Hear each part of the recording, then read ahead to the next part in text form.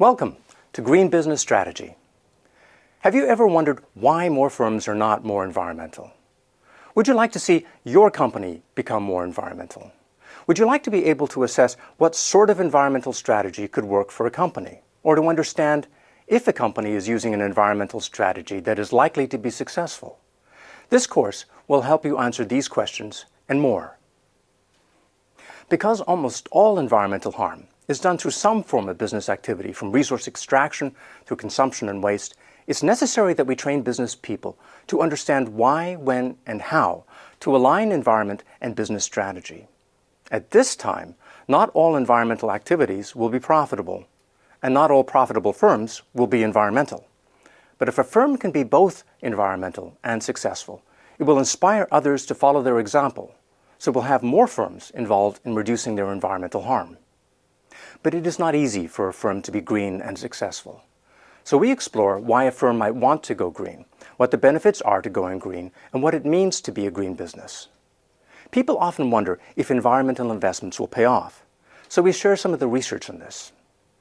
Firms worldwide are increasingly held accountable for their environmental actions, so we introduce a concept called a social license to operate as a way to understand how a firm can build trust and legitimacy. This is a very useful tool to understand how a firm can work with the community to build value, and also to understand how firms can lose value. The core of the course is a very useful environmental strategy framework that will help you understand how a firm can gain a competitive advantage through its environmental actions. To help you understand how this works in real life, we describe case studies of firms that are doing exactly this, being environmental and successful. We are at a period of great change on the planet, and the relationship between business and the natural world are at the heart of some very serious problems.